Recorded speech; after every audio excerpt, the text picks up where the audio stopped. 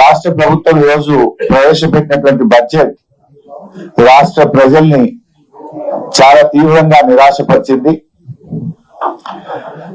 6 గ్యారంటీలకు రేవంత్ రెడ్డి గారు, బట్టి విక్రమార్క గారు కలిసి ఈ బడ్జెట్ తో విజయవంతంగా గోరి కట్టారు.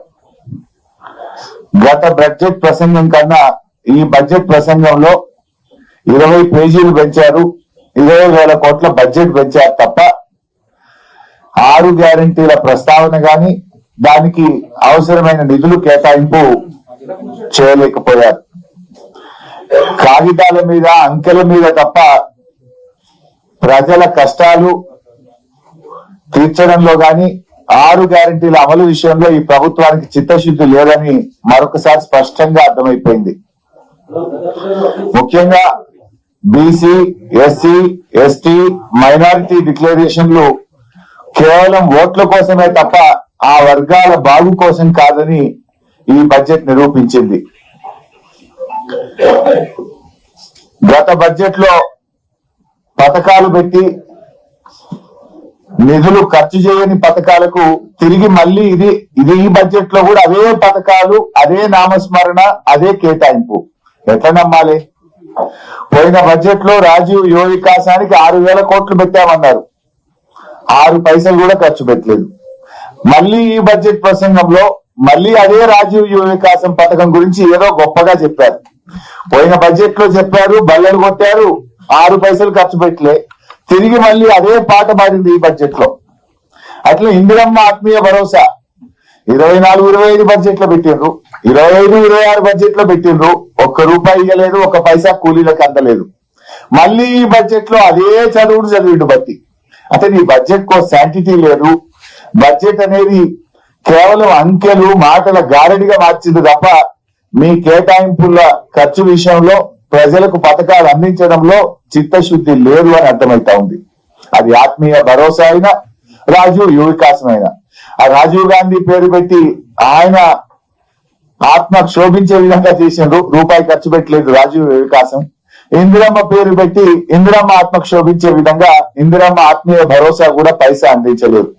అంటే కనీసం మీ నాయకులని చెప్పుకునే మీ ఇందిరమ్మ పేరు మీద పెట్టిన పథకం, మీ రాజీవ్ యువ వికాసం అని రాజీవ్ గాంధీ గారి మీద పెట్టిన పథకానికే ₹1 ఇయ్యలేదు, ₹1 ఖర్చు పెట్టలేదంటే మీదంతా కూడా బట్టి బడ్జెట్, బడా జూటా బడ్జెట్. బట్టి బడ్జెట్, బోగస్ బడ్జెట్ అనేటువంటిది చాలా స్పష్టంగా అర్థమైతా ఉంది. అసెంబ్లీ ఎన్నికల టైంలోనేమో అభయహస్తం, ఇలా 3వ బడ్జెట్ చూసిన తర్వాత అది అభయహస్తం కాదు, రిక్తహస్తం అని అర్థమైపోయింది. తెలంగాణను, హైదరాబాద్ ను 3 ముక్కలు చేయడం తప్ప ఈ బడ్జెట్ లో విజన్ లేదు. బడ్జెట్ లో చూస్తే ఆ క్యూర్ ఆ 3 ముక్కలాట తప్ప బడ్జెట్ లో ఎక్కడ కూడా విజన్ కనబడలేదు. మాకు ఓటు వేసిన ప్రజలకు వెన్నుపోట్లు వచ్చారు. ఇవాళ బడ్జెట్ చూస్తే మహిళలకు 2,500 ఇస్తామన్నారు, మొండి చెయ్యి. వృద్ధులకు 4,000 పెన్షన్ ఇస్తామన్నారు, మొండి చెయ్యి. ఉద్యోగస్తుల పాత బకాయిలు ఇచ్చే విషయంలో, పిఆర్సీ, డిఏ విషయంలో ఉద్యోగస్తులకు మొండి చెయ్యి. రిటైర్డ్ ఉద్యోగుల బకాయింపుల చెల్లింపు విషయంలో ఏదైనా చెప్తారేమో, ఊరట కలిగిస్తారేమో అంటే మొండి చెయ్యి. ఉపాధ్యాయులకు మొండి చెయ్యి. ఆర్టీసీ డేట్ ఏమైనా పెట్టి వాళ్ళని ప్రభుత్వ ఉద్యోగులు గుర్తిస్తారేమో అంటే ఆర్టీసీ కార్మికులకు మొండి చెయ్యి. సింగరేణి కార్మికులకు మొండి చెయ్యి. చేనేత కార్మికులకు మొండి చెయ్యి. గౌడన్నలకు మొండి చెయ్యి. యాదవ సోదరులకు 2వ దశ గొర్రెలు ఇస్తారేమో అంటే మొండి చెయ్యి. మా ముదిరాజులను బీసీఏలో చేరుస్తారేమో, వాళ్ళకి ఏమైనా సంక్షేమ పథకాలు పెడతారేమో అంటే మొండి చెయ్యి. మొత్తంగా బీసీ సమాజానికి మొండి చెయ్యి. బీసీ సప్లైన్ పెట్టడం, ఏటా 20,000 కోట్లు పెట్టమన్నారు. ఇవాళ 3వ బడ్జెట్ అయిపోయిన తర్వాత కూడా బీసీలకు సప్లైన్ పెట్టింది లేదు. బీసీలకు మొండి చెయ్యి చూపించారు. ఎస్సీ ఎస్టీలకు మొండి చెయ్యి. అగ్రవర్ణ పేదలకు, బ్రాహ్మణులకు, వైశ్యులకు మొండి చెయ్యి. మైనార్టీలకు మొండి చెయ్యి. ఇవాళ ఆశా, అంగన్వాడీ వర్కర్లకు, చిరు ఉద్యోగులకు మొండి చెయ్యి. మైనార్టీలకు మొండి చెయ్యి. మైనార్టీలకు సప్లై అమలు చేస్తాం అని చెప్పారు. కానీ ఇలా మైనార్టీలకు కూడా ఈ బడ్జెట్ లో మొండి చేయి చూపించారు.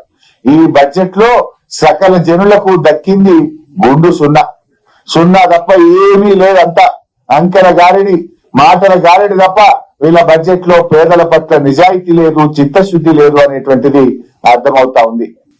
అప్పు మాత్రం దండిగా చేసిండ్రు. 3 ఏళ్లు నిండక ముందే 3.5 లక్షల కోట్ల అప్పు చేశామని చెప్పి వాళ్ళ లెక్కలు చెప్తా ఉన్నాయి. మరి 3.5 లక్షల కోట్ల అప్పులు చేసి ఏమైనా కట్టిండ్రా? బీఆర్ఎస్ పార్టీ ఓ సెక్రటరియట్ కట్టింది, ఓ అంబేద్కర్ కట్టింది, ఓ కాళేశ్వరం కట్టింది, ఓ మిషన్ భగీరథ కట్టింది, చెక్ డ్యాములు కట్టింది, చెరువులు కట్టింది. బీఆర్ఎస్ ఎన్నో ఆస్తుల కల్పన చేసింది. మరి మీరు 3.5 లక్షల కోట్ల అప్పు తెచ్చి చేసింది ఏముంది? అసలు మన రాష్ట్ర చరిత్రలో ఎప్పుడు పెరగనంత డెట్ టు జిఎస్డిపి రేషియో విపరీతంగా పెరిగింది. డెట్ టు జిఎస్డిపి కాంగ్రెస్ ప్రభుత్వం వచ్చిన 27% ఉంటే 2 ఏళ్లలోనే అది 29% పెరిగింది.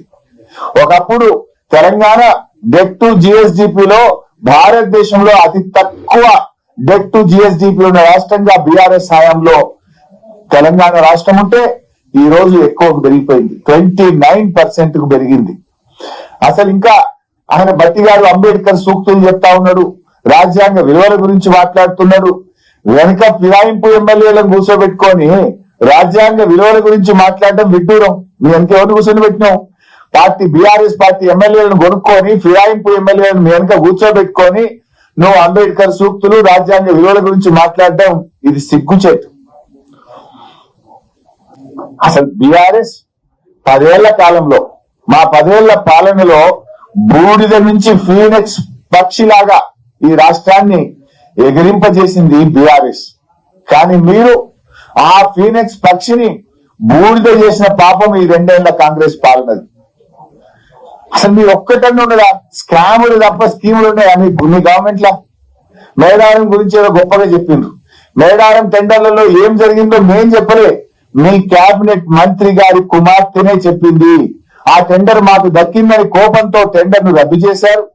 ఆ టెండర్ ను ఆర్ఎండ్బి శాఖకి ఇచ్చి పొంగిలేటి గారు దక్కించుకున్నారు అని మీ కేబినెట్ మంత్రి బిడ్డే చెప్పింది కదా.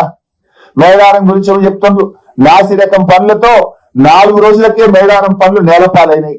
మేడారం పనుల మీద స్కామ్ జరిగింది. టెండర్ల మీద ఉన్న ప్రేమ మీకు పనుల మీద లేకుండా పోయింది. ఇవాళ గురుకులాల్లో తిండి పెట్టే దిక్కులేదు కానీ ఈయనేదో అంతర్జాతీయ ప్రమాణాలు ఆ స్కూల్ పెడతా ఈ స్కూల్ పెడతా అని మాట్లాడుతుండ్రు.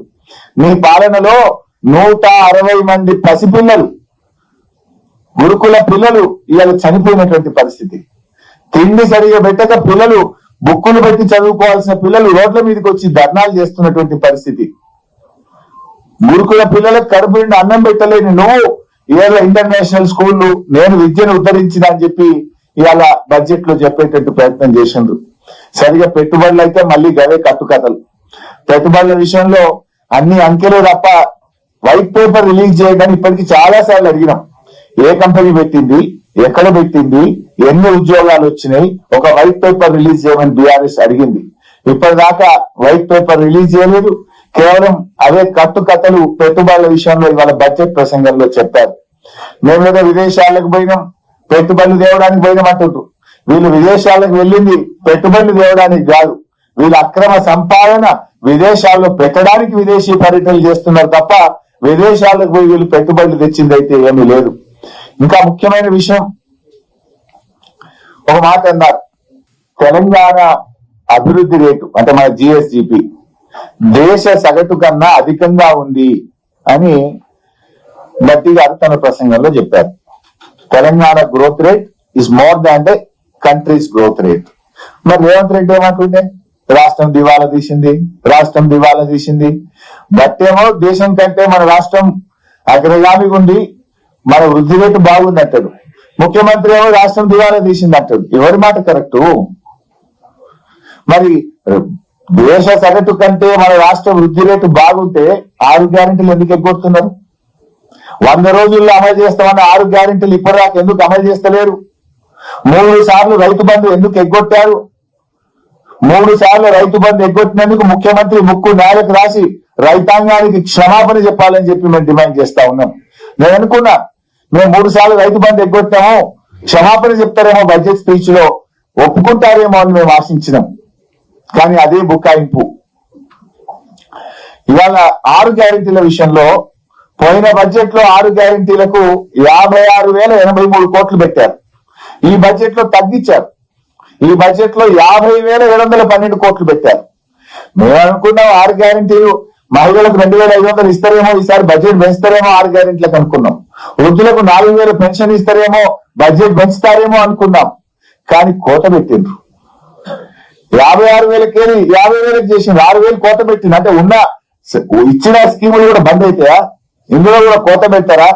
6 గ్యారెంటీలు అమలు విషయంలో మీరు బడ్జెట్ పెంచుతారా దించుతారా? దీన్ని ఎట్లా అర్థం చేసుకోవాలి ఈరోజు? అదేవిధంగా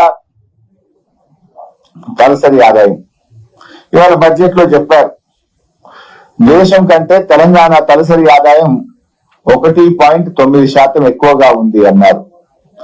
నిజానికి బీఆర్ఎస్ హయాంలో చూస్తే తలసరి ఆదాయం ఇంకా చాలా ఎక్కువ ఉండేది.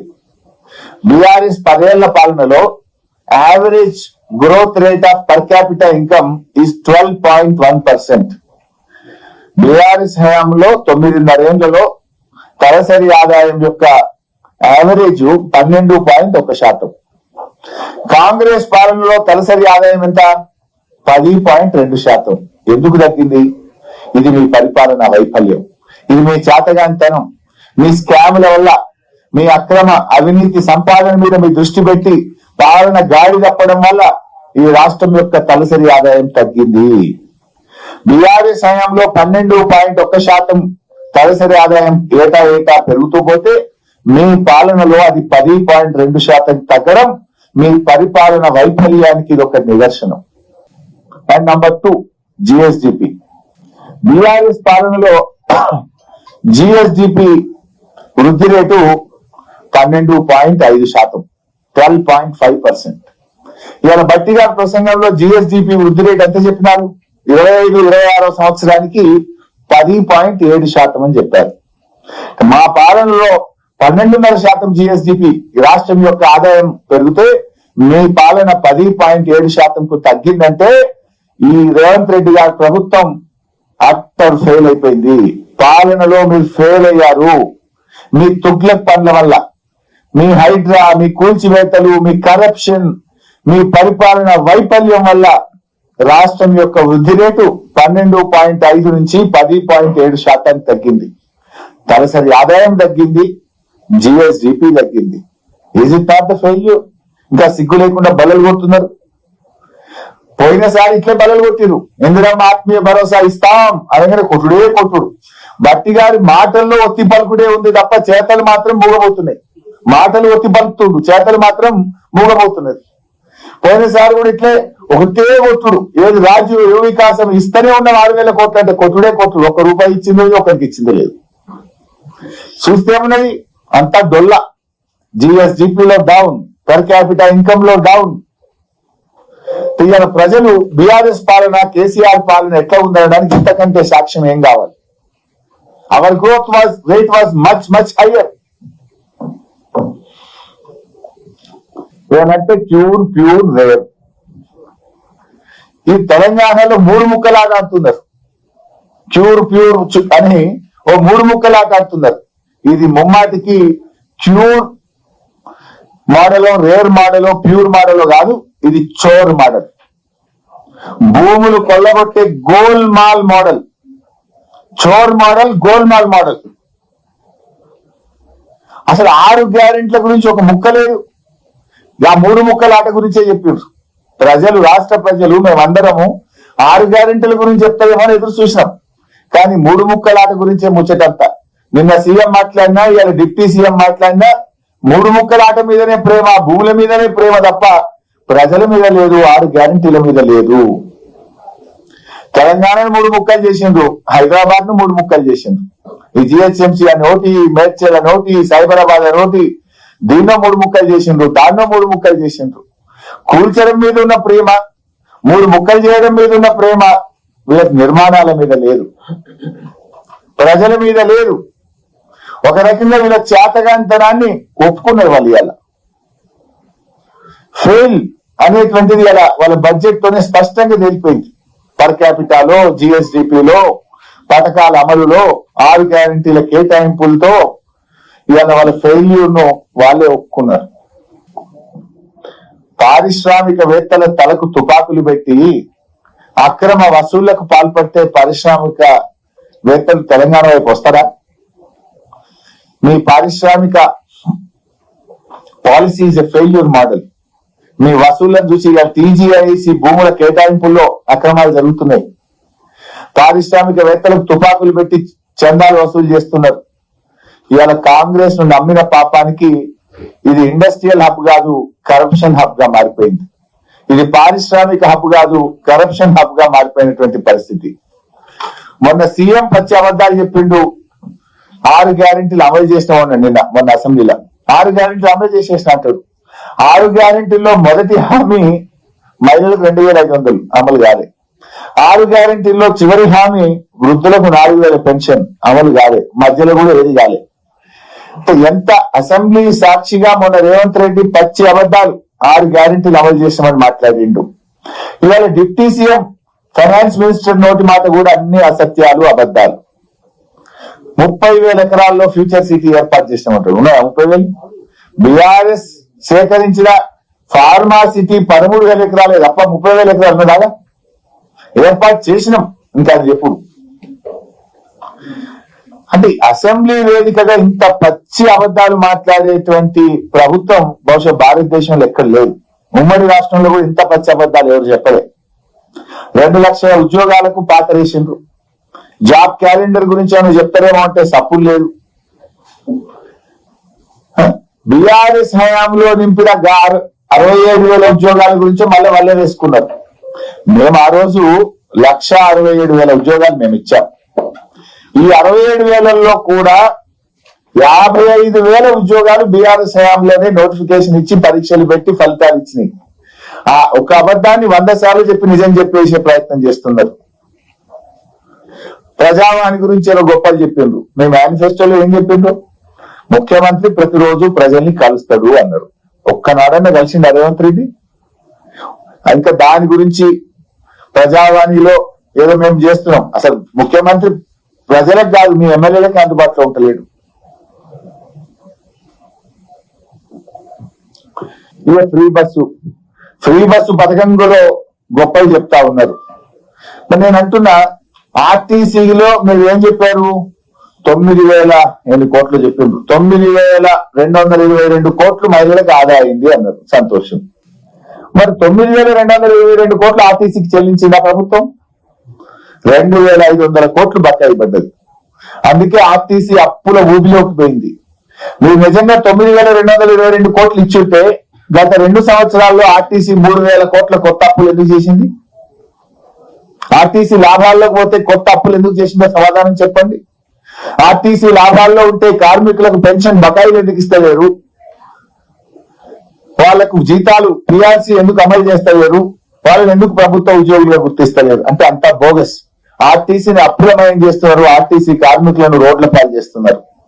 హైదరాబాద్ లో ఆర్టీసీ కార్మికులను మొత్తం మంది ఇక్కడి నుంచి వెళ్ళబోతే కుట్ర జరుగుతున్నది. ఆర్టీసీ డిపోలన్నీ ప్రైవేట్ పరం చేయబోతున్నారు హైదరాబాద్ లో అని మీ బడ్జెట్ ప్రసంగం చెప్పింది.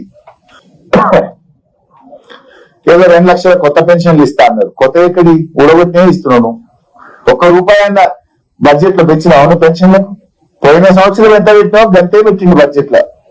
పోయిన సంవత్సరం మిగిలినాయి పైసలు. ఎందుకంటే ఇలా కొత్తగా పెన్షన్లు 3 లక్షల పెన్షన్లు ఏవేసిండ్రు. 3 లక్షలు ఏవేసిండ్రు, 2 లక్షలు ఇస్తామన్నారు. ఇది కొత్త పెన్షన్లు ఇచ్చేది కాదు. 3 లక్షల పెన్షన్లు ఏవేసిండ్రు, 2 లక్షలు ఇస్తామన్నారు. కానీ పెన్షనర్లు ఎదురు చూస్తున్నది 4,000 పెన్షన్ కోసం. నాడు కేసీఆర్ గారు 200 పెన్షన్ 10 అంతలు పెంచి 2,000 పెన్షన్ ఇస్తా అంటే మాట మీద నిలబడ్డది బీఆర్ఎస్ ప్రభుత్వం. 10 అంతలు పెంచాం. మీరు 2 అంతలే 2,000 4,000 చేస్తామన్నారు. 3వ బడ్జెట్ లో కూడా పెట్టలేదే. ఇంకెప్పుడు పెడతారు? మీకు ఉండేదే ఒక బడ్జెట్. ఇక పెన్షనర్లను కూడా ఈ ప్రభుత్వం మోసం చేసింది. 1,000,000 మంది మహిళల్ని కోటీశ్వర్లు ఒకటే మభ్య పెడుతున్నారు. కానీ ఒకటి మారింది బడ్జెట్ స్పీచ్ లో. పోయిన 2 బడ్జెట్లలో ఏం చెప్పిందంటే 1,00,000 కోట్ల వడ్డీ లేని రుణం ఇస్తున్నామని 2 స్పీచ్లలో చెప్పిండు. మేము మన గట్టిగా నిలదీస్తే దెబ్బకు వడ్డీ లేని రుణం తీసేసిండు. 1,00,000 కోట్లు ఇస్తున్నాం మహిళలకని వడ్డీ లేని రుణాన్ని మాత్రం బడ్జెట్ స్పీచ్ లో ఎగరగొట్టిండ్రు అని తప్పు నాలుక తెచ్చుకున్నారు. అబద్ధం చెప్పినాము అని. మీరు కోటి మంది మహిళల్ని కోటీశ్వర్లు ఎప్పుడు చేస్తారో మీ దయ గాని ముందు ఆ మహిళలకు ఇస్తామన్న 2,500 ఇవ్వండి. ఆ మహాలక్ష్మికి ఎందుకు బడ్జెట్ లో నిధులు పెట్టలేదు? రాష్ట్రంలో ఉండే మొత్తం మంది మహిళలకు ఈ ప్రభుత్వం డోకా చేసింది. 100 రోజులు అని చెప్పారు. 3వ బడ్జెట్ లో కూడా నిధులు కేటాయించలేదు. మిగిలేదు ఒకటే బడ్జెట్. రైతు బంధు మళ్ళీ అదే పాట పాడిండ్రు 12,000 చెప్పిందేమో 15,000. నేనేమనుకున్నా అంటే కనీసం ఆ 12,000 గురించి చెప్పేటప్పుడైనా 3 పంటలకు రైతు బంధు ఎగ్గొట్టినామో క్షమించండి అని రాష్ట్ర రైతుల్ని అడుగుతారేమో నేను భావించిన. కానీ అదే అబద్ధం చెప్పింది. ఇప్పటి 3 పంటల్లో రైతు బంధు ఇయ్యలే. రుణమాఫీ గురించి ఈసారి మాట్లాడలే. అది డొల్లా అని తేలిపోయింది. చెప్పింది 51,000, బడ్జెట్ లో పెట్టింది 31,000, చేసింది 20,000. రుణమాఫీలో డోకా, రైతు బంధులో డోకా, బోనస్ లో డోకా. ఇలా పోయిన యాసంగి 2025 ఏప్రిల్ మే నెలలో అమ్మిన యాసంగి సన్న రకం వడ్లకు 1,000 కోట్ల రూపాయలు ఈ ప్రభుత్వం ఎగ్గొట్టింది. యాసంగి బోనస్ ఈయనలే. ఇవాళ ఎంత సిగ్గు లేకుండా నిస్సిగ్గుగా బట్టి గారి బడ్జెట్ లో స్పీచ్లు ఏమంటాడు, 2 పంటలకు సన్న వడ్లకు బోనస్ ఇచ్చినామని స్పీచ్ చదివిండు. బట్టి గారు అబద్ధం ఆడేటప్పుడన్నా కొద్దిగానే ఉండాలి కదా. అది అసెంబ్లీ కదా. 2 పంటలకు సన్న వడ్లకు బోనస్ ఇచ్చినావాను చెప్పు, నాకు నువ్వు ఇస్తే నేను రాజీనామా చేసిపోతా, నువ్వు చేస్తావా, రుజువు చేస్తావా? 2 పంటలకు బోనస్ ఇచ్చినాని. వానకాలం ఇచ్చినావు, యాసంగి కొట్టినావు. ప్రతి ఏడాది 2 పంటలకు సన్న వడ్లకు బోనస్ ఇస్తున్నా అని మాట్లాడిండు పుణ్యాత్ముడు. కానీ వానకాలం ఇచ్చిండు, యాసంగి కొట్టిండు పోయిన సంవత్సరం. ఇప్పుడు కూడా వానకాలం ఇచ్చిండు, ఈ యాసంగి ఇస్తాడా ఇయ్యడా ఇంతవరకు స్పష్టత లేదు. బడ్జెట్ లో సాక్షిగా పచ్చి అబద్ధాలు బట్టి గారు వల్లే వేశారు. ఇంకొక అబద్ధం, గత ప్రభుత్వం రేషన్ కార్డులు ఇవ్వలేదట. బీఆర్ఎస్ ప్రభుత్వం 6,50,000 రేషన్ కార్డులు ఇచ్చింది అని శాసనసభలో సివిల్ సప్లైస్ మంత్రి ఉత్తమ్ కుమార్ రెడ్డి గారే సమాధానం చెప్పారు. మరి ఉత్తమ్ కుమార్ రెడ్డి ఏమో 6,50,000 రేషన్ కార్డులు బీఆర్ఎస్ ఇచ్చిందంటాడు. బట్టి ఫైనాన్స్ మినిస్టర్ బడ్జెట్ స్పీచ్ లోనేమో గత ప్రభుత్వం రేషన్ కార్డులు ఇవ్వలేదు అని బడ్జెట్ స్పీచ్ లో చదువుతారు. ఇంత పచ్చి అబద్ధాలు బట్టి గారు చదవచ్చా? ఎట్లా నమ్ముతారు మిమ్మల్ని ప్రజలు? ఏమనుకుంటారు మిమ్మల్ని ప్రజలు? సోయి ఉండాలి కదా కనీసం.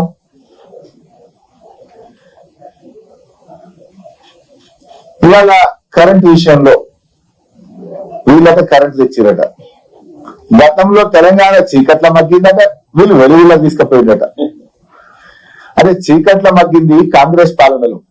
మీ పాలనలో పారిశ్రామికవేత్తలు ఇందిరా పార్క్ దగ్గర ధర్నా చేసిండ్రు. మీ పాలనలో రైతులకు పొద్దున్నాక 4 గంటలు, పొద్దుకి 3 గంటల కరెంటు. మీ పాలనలో హైదరాబాద్ నగరంలో కోతలు. కానీ కేసీఆర్ గారు 24 గంటల కరెంట్ ఇచ్చిండ్రు. యాదాద్రి గురించి జరిగింది ఇలా బట్టిగా. యాదాద్రి థర్మల్ పవర్ ప్లాంట్ లో 3వ యూనిట్ కూడా పని ప్రారంభించింది. ఇది మన రాష్ట్రానికి గర్వకారణము అన్నాడు. ఎవరు స్టార్ట్ చేసింది యాదాద్రి? ఆనాడు మేము యాదాద్రి కట్టుంటే కోమటిరెడ్డి వెంకటరెడ్డి ఏమన్నాడు, మేము రాగానే యాదాద్రిని మూసేస్తామన్నాడు. ఇవాళ బట్టి అంటుండు యాదాద్రి తెలంగాణ జాతికి గర్వకారణము అంటుండు. That is the vision of KCR. ఇవాళ బీఆర్ఎస్ యొక్క వెలుగులను తమ గొప్పలుగా చెప్పుకోవడం కాంగ్రెస్ పార్టీ సిగ్గుచేటు. ఎవరు పెట్టింది యాదాద్రి? 99% పని మేం కదా చేసింది. మీరు స్విచ్ కక్కొత్తుడు తప్ప మీరు చేసిందా? ఆనాడు మేము యాదాద్రి పెడితే దాన్ని మూసేస్తాము, అది దండగా, ఇది పెట్టద్దని మాట్లాడిన మీరు ఇవాళ బడ్జెట్ స్పీచ్ లో అదేదో తమ ఘనతగా ఇవాళ చెప్పుకునేటువంటి ప్రయత్నం చేస్తున్నారు. ఇవాళ మీ బడ్జెట్ స్పీచే చెప్పింది ఆ యాదాద్రి థర్మల్ పవర్ ప్లాంటే ఈ రాష్ట్రానికి దిక్కైందని మీ ప్రసంగమే చెప్పింది. అంటే అది బీఆర్ఎస్ గొప్పతనాన్ని చెప్పకనే చెప్పినాము. సింగరేణి గురించి మాట్లాడి ఇంకేందో, సింగరేణిని స్కామ్ల గనిగా మార్చారు మీరు, కుంభకోణాల కేంద్రంగా మార్చారు. సింగరేణి గురించి పలికే హక్కే మీకు లేదు. Bogus production, bogus income tax కట్టిండ్రు, బోగస్ బోనస్లు ఇచ్చి ఇవాళ సింగరేణి కొలాప్స్ అయ్యేటువంటి పరిస్థితి తెచ్చారు మీరు. కేసీఆర్ గారు నిర్మించిన వ్యవస్థను నడపడం కూడా మీకు చేతనైతలేదు. అదే ఇరిగేషన్ లో కూడా బోగసే. మొదటి బడ్జెట్ లో 6 ప్రాజెక్టులు పూర్తి చేస్తాం, 6 లక్షల ఎకరాలకు నీళ్లు ఇస్తామన్నారు. రెండవ బడ్జెట్ లో 8 ప్రాజెక్టులు పూర్తి చేస్తాం, 6 లక్షల ఎకరాలకు నీళ్లు ఇస్తామన్నారు. 2 బడ్జెట్లు అయిపోయినాయి. ఒక్క ఎకరానికి నీళ్లు ఇచ్చిందా? ఒక్క ప్రాజెక్ట్ అన్న పూర్తి చేసిందా? అసలు మీ బడ్జెట్ ప్రసంగాలకు ఏమైనా వీసమెత్తైన నిజాయితీ ఉందా, నిజముందా? మరి ఎన్ని ప్రాజెక్టులు పూర్తయినాయి చెప్పండి? 12 లక్షల ఎకరాలకు నీళ్లు ఇస్తామని చెప్పి ఎక్కడైనా నీళ్లు ఇచ్చిందా మీరు? సాగునీటి రంగాన్ని ఈ ప్రభుత్వం తీవ్రంగా నిర్లక్ష్యం చేసింది. బ్రేక్ఫాస్ట్ పథకం గురించి బల్లలు కొట్టుకున్నారు. ఇవాళ ఎవరు పెట్టింది బ్రేక్ఫాస్ట్ పథకం? బీఆర్ఎస్ ప్రభుత్వమే ఈ బ్రేక్ఫాస్ట్ పథకాన్ని ప్రారంభించింది. నేను ప్రారంభిస్తే మీరేమో దాన్ని క్లోజ్ చేసి ఆ పథకాన్ని బంద్ చేసి 2.5 ఏళ్ల పాటు పిల్లల్ని బ్రేక్ఫాస్ట్ పథకానికి దూరం చేసి ఇప్పుడేదో కొత్తగా బ్రేక్ఫాస్ట్ పథకాన్ని ప్రారంభం చేస్తున్నాము, ఇదేందో కొత్త పథకం అని చెప్పడం అనేటువంటిది ఇది సిగ్గుచేటు. అట్లే టిమ్స్ ఏం చెప్తుండే వాళ్ళ ఏది టిమ్స్ సనత్ నగర్ 2026 డిసెంబర్ లో ప్రారంభిస్తాం. ఎన్ని డేట్లు చెప్పింది? ఇప్పటికి 4 డేట్లు మారినాయి. టిమ్స్ సనత్ నగర్ కు 2.5 ఏళ్లలో 4 డేట్లు పెట్టింది. ఇది 5వ డేట్ బడ్జెట్ లో. మళ్ళా మొన్న ఉగాది కన్నారు, జూన్ కన్నారు, ఇవాళ డిసెంబర్ చేసింది. ఇవాళనే 3 డేట్లు పెట్టింది, అంతకుముందు 2 డేట్లు పెట్టింది. డేట్లు మారుడు, అంకెలు మారుడు తప్ప ప్రజల జీవితాలు మారడం లేదు. మొత్తంగా ఈ బడ్జెట్ దగాకోరు బడ్జెట్, పేదలను వంచిన బడ్జెట్, 6 గ్యారెంటీలను పాతరేసిన బడ్జెట్, మహిళలు, వృద్ధులు, రైతులు, ఉద్యోగ వర్గాలు, కార్మికులు అందరినీ నిరాశపరిచిన బడ్జెట్.